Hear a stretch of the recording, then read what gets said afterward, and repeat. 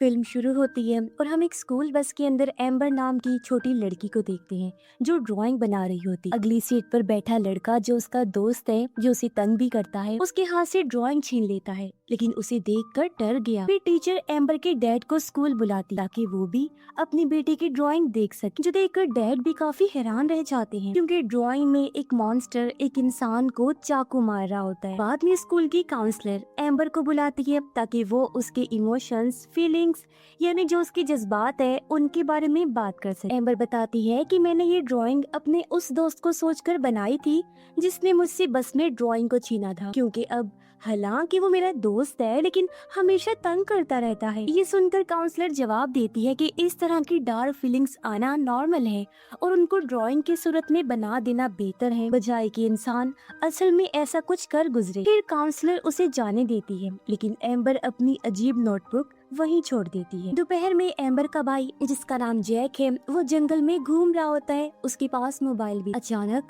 वो लड़खड़ा कर नीचे गिर गया जिससे उसका फोन तालाब में गिर जाता है। जैक किसी तरह उठकर मोबाइल निकाल लेता है लेकिन स्क्रीन टूट चुकी। वो वापस जाने का फैसला करता है लेकिन कुछ ही लम्हों बाद देखता है कि मोबाइल बिल्कुल ठीक हो चुका है, जो देख वो काफी हैरान रह गया। फिर शाम को ये फैमिली मिलकर पिज्जा एंजॉय कर रही थी, जिस बीच हम जान पाते हैं कि उनकी मॉम की मौत हो गई। अब जैक अपनी बहन एम्बर को तंग करता है जिस वजह से वो जैक की प्लेट को तोड़ देती है। इससे जैक को गुस्सा आया और वो उठकर वहाँ से चला जाता है। फिर रात को एम्बर अपनी नई नोटबुक में बहुत ही दिलचस्पी से ड्राइंग बना रही। अगली सुबह जब वो बस में बैठती है तो उसे याद आया कि नोटबुक तो कमरे में रह गई है। वो अपने डैड को बुलाकर कहती है, पापा कि मेरी नोटबुक कमरे में रह गई है तो जरा लेकर आ जाइए। लेकिन वो कहते हैं कि आज छोड़ दो बेटा, कल ले लेना। तब एम्बर मान गई लेकिन उनसे वादा करती है कि वो नोटबुक को देखेंगे नहीं। घर के अंदर डैड देख लेते हैं कि एम्बर ने अपनी नोटबुक में क्या बनाया। तभी यहाँ उसकी बहन यानी एम्बर की आंट आ गई और उसके अचानक आने की वजह से डैड डर जाते हैं। फिर दोनों बात करते हैं कि घर बेच देना चाहिए, लेकिन आंट जानती है कि एम्बर के डैड इस फैसले पर पक्के नहीं है, इसीलिए वो उनसे कहती है कि जब भी लोग घर देखने आए खरीदने के लिए यानी कि बायर्स, तो तुम बाहर ही रहना और अगर उनके सामने आओ तो चुप रहना। डैड कार के अंदर होता है, उसके दिल में अभी भी नोटबुक को लेकर सोचे, लेकिन वो उसे साइड पर रख देता है। कुछ देर बाद गलती से उसे कॉफी गिर जाती है। वो जल्दी से साफ करने लगा और भागकर घर के अंदर आ जाता है। उसे परेशान देखकर उसकी बहन काफी हैरान रह गई। डैड को वहाँ अपनी मरी हुई वाइफ की चीजों में से एक ड्रायर मिल जाता है, यानी चीजें सुखाने वाला। डैड उन चीजों को देखते हुए अपनी वाइफ की राख और हड्डियों तक पहुंच जाते हैं, जिसे इंसान के मरने के बाद खास बर्तन में रखा जाता है। फिर जब वो नोटबुक ड्रायर से सुखा रहे होते हैं तो गलती से वो नीचे गिर जाती है और इस दफा उसकी सारी ड्राइंग स्केचेस वो देख लेते हैं। एम्बर घर वापस आती है। स्कूल में फिर से मसला खड़ा करके उसने अपने हाथों पर ड्राइंग टेंटिकल्स बनाए हुए थे। डैड उसे सख्ती से ऑर्डर देते हैं कि तुम अपना सारा ड्राइंग का सामान किसी को दे दो। एम्बर समझ जाती है कि डैड ने मेरी सारी ड्राइंग्स और स्केचेस को देख लिया है, इसलिए गुस्से में वो कलर्स फेंक देती है और खुद को कमरे में बंद कर ले। इसी दरमियान जैक डस्टबिन से टूटा हुआ प्लेट ढूंढकर जंगल की तरफ चला जाता है। डैड फिर एम्बर को देखने कमरे में जाते हैं जहाँ उसने अजीब कीड़े मकोड़े दीवार पर ड्रॉ किए हुए थे जो उसका सामान चुराते हैं, जैसे मोबाइल फोन, कॉफी मग और फिर उसके जिस्म के हिस्से भी। कुछ देर बाद डैड एम्बर के साथ घर से बाहर होते हैं क्योंकि उनकी बहन घर के अंदर बायर के साथ बिजी होती है। डैड एम्बर से कहते हैं कि तुम पहले बहुत खूबसूरत चीजें ड्रॉ करती। एम्बर जवाब देती है, लेकिन फिर भी आप हमेशा उन्हें फेंक दिया करती। ये सुनकर डैड फौरन घर के अंदर गए और एक बॉक्स लेकर बाहर आते हैं जिसमें एम्बर की सारी ड्राइंग्स होती हैं जो उसने कभी अपने डैड के लिए बनाई। एम्बर ये देखकर समझ जाती है और डैड को अपनी नई खौफनाक ड्राइंग दिखाती है जिससे वो थोड़ा घबरा गई, लेकिन फिर उसके पुराने ड्राइंग्स में से एक को निकालकर नोटबुक में चिपका देते हैं और कहते हैं कि तुम्हें अच्छी चीजें भी बुरी चीजों के साथ रखनी चाहिए। एम्बर फिर भी उसे थोड़ा और क्रीपी सा अजीब सा बना देती है जिसमें वो नीले रंग का बड़ा सा मॉन्स्टर बनाती है। उसका कहना था कि मैंने इस तरह के और भी बहुत सारे मॉन्स्टर्स, क्रिएचर्स बनाए हुए हैं जिन सबको आइडल्स कहते हैं। उधर जैक घर लौट आता है और जो टूटी हुई प्लेट वो जंगल में तालाब के पास लेकर गया था वो ठीक हो गई होती है। तभी उसके जहन में अजीब ख्याल आया कि अपनी माँ की राख तालाब में ले जाऊं। एम्बर उसे निकलते हुए देख लेती है और नोटबुक लेकर उसके पीछे चली जाती। अचानक पीछे से आकर जैक को डरा देती है और बॉक्स छीनने की कोशिश करती है, जिस बीच नोटबुक तालाब में गिर गई। जैक एक स्टिक से उसे निकालता है लेकिन पानी अजीब सी आवाजें करता है। दोनों घबराकर भागते हैं और एम्बर जैक को दिखाती है कि नोटबुक की सारी ड्राइंग्स मिट चुकी हैं। तभी उन्हें जंगल से गुर्राने की आवाज सुनाई देती है। तब जैक एम्बर को कहता है कि इस बारे में डैड को कुछ मत बताना प्लीज, और खुद भाग जाता है। सुबह एक शॉपकीपर अपनी शॉप में आई और देखती है कि सारी ड्राइंग की बुक्स और कलर्स इधर उधर फैले हुए हैं। उसका कोवर्कर भी यहाँ था जो पुलिस को कॉल करने लगता है, लेकिन तभी पीछे से कुछ अजीब सी चीज आ जाती है जिसे देखकर फीमेल शॉपकीपर वहाँ से भाग गई और जब लड़के ने उसे देखा वो भी फौरन डरते हुए भाग जाता। ये दरअसल एक क्रिएचर था जो टेबल पर पड़ी हुडी को उठाकर खुद पहन लेता है। घर पर डैड जैक को नींद से उठाने लगे लेकिन वो पहले ही जागा हुआ था और थोड़ा घबराया भी हुआ। तभी डैड को पता चला कि एम्बर अलमारी के अंदर सोती रही। एम्बर बताती है कि पूरी रात कोई खिड़की पर टैप टैप करता रहा। डैड चेक करते हैं तो शीशे पर जगह जगह पीले रंग की कोई चीज लगी हुई थी। डैड सोचते हैं कि जरूर परिंदे ने कुछ किया होगा और इग्नोर कर देते हैं। जैक फिर एम्बर से कहता है कि मैं तुम्हें सब कुछ बताऊंगा लेकिन तुम्हें बस चुप रहना होगा। तब उनकी ये बात डैड भी सुन लेते हैं। जब बस आती है तो डैड जैक को रोकते हुए कहते हैं कि अगर कोई बात परेशान कर रही है तो तुम मुझे हमेशा बता सकती हो बेटा। तब जैक उन्हें तालाब के बारे में बताता है और कहता है कि उसमें जो चीज भी जाती है वो जिंदा हो जाती है। एम्बर की स्केच बुक भी उसमें गिर गई थी, इसीलिए उसकी ड्राइंग्स की सारी चीजें जैसे कि क्रिएचर, मॉन्स्टर्स और उसमें जो जो हो रहा है सब जिंदा हो गई हैं। डैड चिढ़ गए लेकिन जैक प्लेट वाली बात बताता है। फिर भी डैड यकीन नहीं करते और उसे बस में जाने के लिए। डैड जब विंडो साफ कर रही होती हैं तो उन्हें जंगल से कुछ अजीब आवाजें सुनाई देती हैं। वो घर के अंदर आए और देखते हैं कि उनका कॉफी मग गायब है। इस दौरान उसकी बहन घर साफ कर रही होती है और देख लेती है कि उसने जानबूझकर अपनी वाइफ की सारी तस्वीरें दीवार से उतार दी। इसके बाद डैड जब सामान लेकर बाहर आते हैं तो उन्हें टूटी हुई प्लेट बिल्कुल ठीक मिलती है। बस के अंदर एम्बर अपने भाई जैक से गुर्राने वाली आवाज के बारे में पूछती रहती है और उसका दोस्त उनकी बातें छुप कर सुनते रहता है। थोड़ी देर बाद बस रुकती है क्योंकि रास्ते में एक खराब गाड़ी खड़ी जिसके आसपास नीले रंग का लिक्विड बिखरा पड़ा होता है। और अब एम्बर आखिरकार उड़ते हुए क्रेयॉन्स नोटिस करती है, इन्हें ड्राइंग्स को रंगीन बनाने वाले कलर्स। इतनी ही देर में साइड से एक खौफनाक गुर्राने की आवाज आती है और तभी बस के पास से पहले एक नीला पाँव बाहर निकलता है और फिर दूसरा, और फिर धीरे धीरे एम्बर का बनाया हुआ नीला लंबा सा मॉन्स्टर बाहर आ जाता है। वो अजीब सी आवाजें निकालता है, इसलिए ड्राइवर फौरन बस तेज चलाने लगता है। क्रिएचर उनका पीछा करने लगा, इसलिए बस उस खराब गाड़ी से टकरा जाती है और पास के खेतों में घुस जाती है। सारे स्टूडेंट्स ठीक थे लेकिन उन्हें यकीन होता है कि ड्राइवर मर चुका है। और तभी मॉन्स्टर बस के पीछे आ पहुंचता है।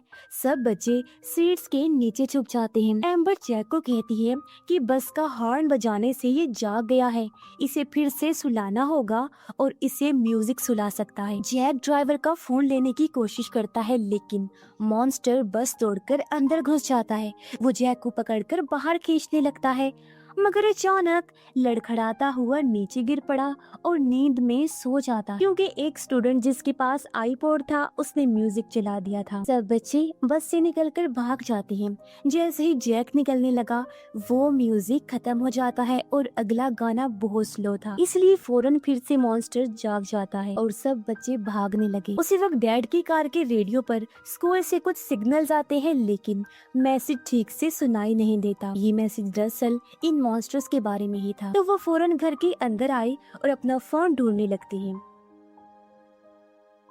उन्हें फ्लोर पर कलर्स बिखरे मिलते हैं जो अलमारी तक जा रहे थे। जब वो अलमारी खोलते हैं तो उन्हें अपना फोन और कॉफी मग मिल जाता है। मग के पीछे एक अजीब सी बॉल लगी हुई, ये भी एक क्रिएचर था जो अचानक डैड पर जंप करता है, लेकिन डैड मुश्किल से उसे उछाल कर गिराते हैं और उस पर प्लेट मार कर उसे खत्म कर देते हैं। दूसरी तरफ 4 बच्चे जंगल से निकलकर दौड़ते हैं, लेकिन एम्बर अचानक रुक जाती है क्योंकि उन्होंने उसके तंग करने वाले दोस्त को अकेला छोड़ दिया और एम्बर ने अपने स्केचेस में ज्यादा मॉन्स्टर्स ऐसे बनाए थे जो खास तौर पर उसके दोस्त पर हमला कर। जंगल में उसके दोस्त का सामना अजीब येलो एंड ग्रीन क्रिएचर से होता है। लड़का उसे भगाने की कोशिश करता है, लेकिन क्रिएचर अपने सर से बड़े बड़े कई सारे सींग निकाल कर चमकने लगा, ग्लो करने लगा और साथ ही आवाजें भी निकाल रहा था। तभी पीछे से एक बड़ा सा मॉन्स्टर निकलकर उसके सामने आ जाता है। उसने अपना बड़ा सा मुंह खोला और हमला कर देता है, लेकिन इस हमले में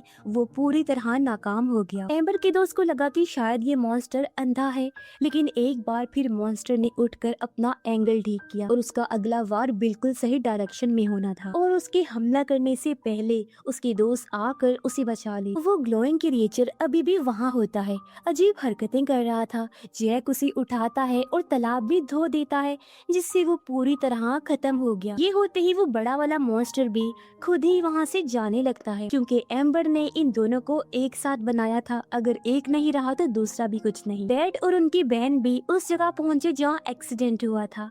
उन्हें पता चला कि ड्राइवर और बाकी बच्चे तो सही हैं, लेकिन जैक, एम्बर और उसका दोस्त गायब है। वो दोनों सोचते हैं कि शायद वो घर गए होंगे, इसीलिए वो भी घर की तरफ निकल पड़े। अब हुडी वाला मॉन्स्टर भी तालाब तक पहुंच जाता है, जहां उसके पास ड्राइंग का सारा सामान भी था और अब वो खुद वहां बैठकर स्केचिंग करना शुरू कर देता है। रास्ते में डैड अपनी बहन को इन मॉन्स्टर्स यानी आइडल्स के बारे में बताते हैं, जैसा उनको एम्बर ने बताया था, लेकिन उनकी बहन का जाहिर है इस बात पर यकीन करना थोड़ा मुश्किल था। तभी रोड के बीच में एक बिल्ली अचानक से उनकी गाड़ी के सामने आ जाती है, इसीलिए डैड ने गाड़ी को रोक दिया। वो जब उतर कर देखते हैं तो गाड़ी के नीचे कलर बिखरा पड़ा था। तभी वो एम्बर के ड्रॉ की हुई बिल्ली को भी देखते हैं, जो उनकी गाड़ी के ऊपर बैठी हुई। डैड की बहन को लगा कि ये नॉर्मल बिल्ली है, तो उसे पेट समझकर हाथ लगाने वाली होती है, पर अचानक बिल्ली उस फॉर्म में आ जाती है जिसमें उसको ड्रॉ किया गया था। वो अपने बड़े बड़े रंगीन पंख निकाल कर उनके ऊपर भी कलर फेंक देती है, फिर चुपचाप साइड में जाकर बैठ जाती है।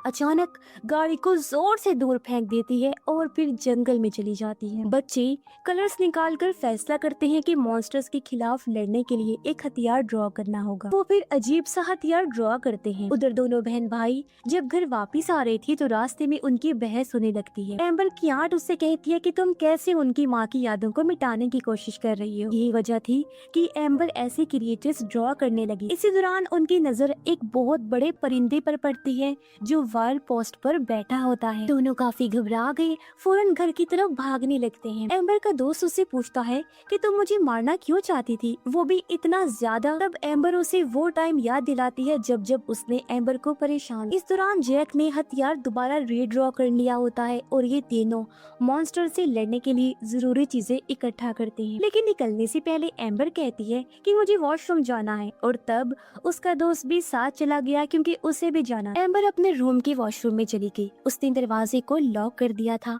उसका दोस्त बार बार उसके डोर पर नॉक करता है। तब जैक उसे कहता है कि दूसरे कमरे में चले जाओ। जैसे ही वो दूसरे कमरे में जाता है तो पूरा रूम आइडल से भरा होता है, जो स्पाइडर्स की तरह के क्रिएचर्स थे और दीवारों पर रेंग रहे होते हैं। इसलिए वो चुपचाप डोर बंद कर देता है, लेकिन जैक देख लेता है कि कुछ आइडल्स उसकी बॉडी पर चिपक गए हैं। जैक फौरन दौड़कर आया, उसे दीवार और फ्लोर से टकराता है ताकि आइडल्स को खत्म कर सके। एम्बर जैसे ही बाहर आती है तो एक आइडल छत से अंदर आ जाता है। वो पीछे होती है और सीधा उस कमरे में गिर जाती है जो आइडल से भरा हुआ था। सब क्रिएचर्स फौरन बाहर निकल आते हैं। जैक एक वाटर गन उठाता है, लेकिन एम्बर का दोस्त बाहर भाग गया था। जैक जितने हो सकते थे उतने आइडल्स मारने लगता है। एम्बर किसी तरह बाथरूम में घुसकर बार टब तक पहुंचती है और पानी चला देती है, जिससे क्रिएचर्स धुलकर बह जाते हैं। लेकिन बाहर अभी भी बहुत सारे आइडल्स दरवाजा तोड़कर अंदर आने की कोशिश कर रहे होते हैं। जैक सोचता है कि खिड़की तोड़कर निकल जाऊं, तभी एम्बर का दोस्त वापिस आता है और पानी वाली टैप से उन्हें एक एक करके मारने लगता है। तीनों बाहर निकल कर आए और आइडर्स को एक एक करके खत्म करते हैं और एक कोने में बैठकर सुकून की सांस लेते हैं। उधर डैड और उनकी बहन घर के अंदर आते हैं। हर जगह लाल रंग फैला हुआ था, लेकिन बच्चे तब तक जंगल की तरफ निकल चुके होते हैं। अचानक एम्बर गिर जाती है और रोना शुरू कर देती है, जबकि जैक बार बार उसे उठने को कहता है। तब एम्बर गुस्से में कहती है कि तुम हमेशा मुझे परेशान करते रहते हो। एम्बर की आंट पुलिस को कॉल करती है और फिर से एम्बर की माँ का जिक्र करती है। वो कहती है कि असल में एम्बर सही है, जो अपने असली जज्बात छुपाने की बजाय उन्हें सामने ला रही है इन मॉन्स्टर क्रिएचर्स के रूप में। तभी उन्हें खिड़की पर टैप टैप की आवाज सुनाई देती है। जब वो चेक करते हैं तो देखते हैं कि ड्रॉ की हुई बटरफ्लाई अपने पंख हिला रही है और तभी बटरफ्लाई उड़ जाती है और वो उसका पीछा करने का फैसला करते हैं। जैक जंगल में अपने घर का बहुत सारा सामान देखता है जिस पर रंग लगा हुआ था और ये सारा सामान आइडर्स चुरा कर लाए थे। ये वही सामान है जो गायब हो गया था। ये सारा कुछ एक स्वीट सी प्यारी सी पेंटिंग के पास रखा हुआ था, वो पेंटिंग जो एम्बर ने बचपन में बनाई। वहाँ जैक को एम्बर की और ड्राइंग्स मिलती हैं और वो तलवार वाली ड्राइंग उठाता है। आगे जाकर उसका सामना हुडी मॉन्स्टर से होता है, जो तालाब के किनारे बैठा हुआ अभी भी ड्राइंग बना रहा था। वो मॉन्स्टर एक और डेमन ड्रॉ करता है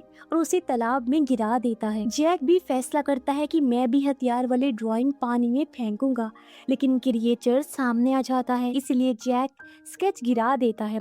हुडी वाला मॉन्स्टर उस पेज को पकड़कर फाड़ देता है। इसी दौरान एम्बर का दोस्त अपना खुद का बनाया हुआ फ्लेम थ्रोअर जो आग निकालता है वो दिखाता है। वो फैसला करते हैं कि मॉन्स्टर को तालाब से दूर ले जाएंगे और एम्बर का दोस्त उसका ध्यान भटकाने की कोशिश करता है। वो मॉन्स्टर पर हमला करने ही वाला था कि तभी अचानक और भी क्रीपी स्केचेस वाले मॉन्स्टर जिंदा होकर सामने आ जाते हैं। जब उसे वहाँ से भागना पड़ता है, वो एक टेंट के अंदर छुप जाता है। जो मॉन्स्टर एम्बर और जैक पर अटैक करता है तो जैक फ्लेम थ्रोअर चला देता है, लेकिन आइडर्स टेंट के अंदर घुस जाते हैं, हंगामा मचा देते हैं और मॉन्स्टर्स को अलर्ट कर देते हैं। बड़ा मॉन्स्टर टेंट को खींचकर दूर फेंक देता है। वो एम्बर के दोस्त पर अटैक करने ही वाला होता है, तभी डैड और उसकी बहन वहाँ पहुंचकर उस क्रिएचर को मार देते हैं और इस तरह एम्बर के दोस्त की जान बच जाती है। जैक मॉन्स्टर को रोके हुए था, जबकि एम्बर कुछ ऐसा ड्रॉ करने लगती है जिससे उनका बचाव हो सके, लेकिन इस दफा पेन काम ही नहीं करता। मॉन्स्टर जैक पर काबू पा लेता है और अपनी लंबी जुबान से उसका गला घोटने की कोशिश करता है। तब एम्बर दिमाग लगाकर अपने टेंटिकल्स को जिंदा कर लेती है और मॉन्स्टर से कुछ देर तक लड़ती रहती है, लेकिन मॉन्स्टर किसी तरह उससे भी पकड़ लेता है। तभी जैक अपनी तलवार को जिंदा कर लेता है और एक ही वार में मॉन्स्टर को काट के खत्म कर देता है, लेकिन वो हुडी मॉन्स्टर अभी भी जिंदा होता है और दोबारा उन पर अटैक कर देता है। और तब एम्बर का दोस्त अपना ग्लोइंग हथियार चलाकर मॉन्स्टर को उड़ा देता है। डैड भी वहाँ पहुँच गई। वो एक दूसरे की तरफ भागते हैं, लेकिन अचानक एक ड्रैगन एम्बर पर हमला कर देता है। तब एम्बर अपने टेंटिकल्स का यूज करके ड्रैगन के टुकड़े टुकड़े कर देती है। वो अपने डैड के गले से लग जाती है और तभी उसकी सारी अच्छी ड्राइंग्स तालाब के अंदर जा गिरती। अंदर जाते ही वो हिलने लगी और जिंदा हो जाती है। अब टाउन के सारे लोग अच्छी चीजों को आसमान में उड़ते हुए देखते हैं। जैक तालाब के सामने खड़ा होता है, अपनी माँ की राख तालाब में गिराने का फैसला करता है। डैड उसे रोकते हुए कहते हैं कि अपनी माँ को खोने का दुख तुम इतने टाइम से झेल रहे हो। सच तो ये है, गम को महसूस करना और बर्दाश्त करना बहुत जरूरी है, इससे इंसान बहादुर बनता है। मगर जैक ने बॉक्स तोड़ दिया था, जिससे राख और हड्डियां पानी में गिर चुकी होती हैं। मगर जब कुछ नहीं हुआ तो डैड उसे गले लगाकर कहते हैं, इट्स ओके बेटा, टेंशन ना लो, रिलैक्स रहो, मैं हूँ ना, मैं तुम्हारा बाप भी हूँ और माँ। एम्बर भी उन दोनों के साथ शामिल हो जाती है, अपने टेंटिकल्स फैलाकर उनको कवर कर लेती है। फिर हम कुछ टाइम की बात का सीन देखते हैं, जहाँ वो लोग अपने घर पर थे और अपनी नॉर्मल जिंदगी दोबारा शुरू करते। टाउन भी धीरे धीरे नॉर्मल हो जाता है, जैसे कुछ हुआ ही ना हो। और इसी के साथ ये फिल्म इधर ही खत्म हो जाती है।